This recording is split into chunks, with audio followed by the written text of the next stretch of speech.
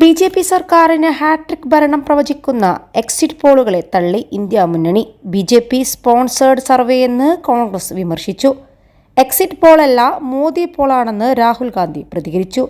ഭരണ തുടർച്ച പ്രവചിക്കുന്ന എക്സിറ്റ് പോൾ ഫലത്തെ കോൺഗ്രസ് തള്ളുമ്പോൾ ഏജൻസികൾ പറയുന്നതിനേക്കാൾ കൂടുതൽ സീറ്റ് ലഭിക്കുമെന്നാണ് ബി.ജെ.പിയുടെ അവകാശവാദം.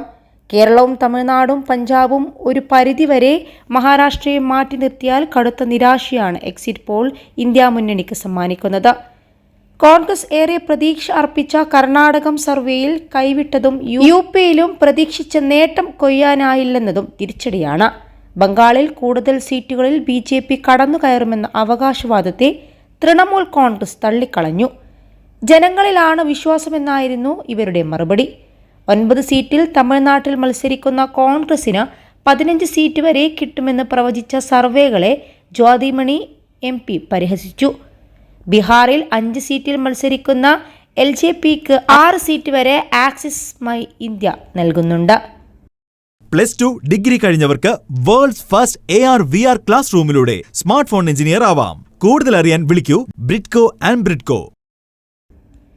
ബീഹാറിൽ RJD കോൺഗ്രസ് റാലികളിൽ വൻ ജനക്കൂട്ടമുണ്ടായെങ്കിലും പ്രതീക്ഷിച്ചത്ര സീറ്റുകൾ നേടാൻ കഴിയില്ലെന്നാണ് പ്രവചനം. കോൺഗ്രസും ആം ആദ്മിയും ഒരുമിച്ച് മത്സരിച്ചിട്ടും ഡൽഹിയിൽ നേട്ടമുണ്ടാക്കാൻ കഴിയാത്തത് മദ്യനയ അഴിമതിയും ഭരണവിരുദ്ധ വികാരവുമാണെന്ന വസ്തുതകളും സർവേ ഫലം വ്യക്തമാക്കുന്നുണ്ട്. ഹരിയാനയിൽ വലിയ വിജയപ്രതീക്ഷയാണ് കോൺഗ്രസ് പുലർത്തുന്നതെങ്കിലും സർവേകൾ സാധ്യത കൽപ്പിക്കുന്നത് ബി.ജെ.പിക്കാണ്. യു.പിയിൽ ഒരു ഏജൻസി പോലും ഇന്ത്യ മുന്നണിക്ക് 20 സീറ്റ് തികച്ചും പ്രവചിക്കുന്നില്ല. വിലക്കെടുക്കുന്ന എക്സിറ്റ് പോൾ ഫലത്തിലൂടെ നിരാശരാകരുതെന്നും വോട്ടെണ്ണൽ കേന്ദ്രത്തിൽ സജീവമായി ഉണ്ടാകണമെന്നും കോൺഗ്രസ് ഉൾപ്പെടെ പ്രതിപക്ഷ പാർട്ടികൾ താഴെത്തട്ടിലെ പാർട്ടി പ്രവർത്തകർക്ക് നിർദ്ദേശം നൽകി. ലോക്സഭാ തെരഞ്ഞെടുപ്പിന്റെ വോട്ടെടുപ്പ് സമാപിച്ചതിന് പിന്നാലെ വിവിധ ഏജൻസികൾ പുറത്തുവിടുന്നത് NDA മൂന്നാമതും അധികാരത്തിലെത്തുമെന്ന പ്രവചനമാണ്.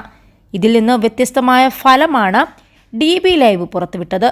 ഇന്ത്യ മുന്നണി 260 മുതൽ 295 വരെ സീറ്റ് നേടുമെന്ന് ഇവർ പ്രവചിക്കുന്നുണ്ട്.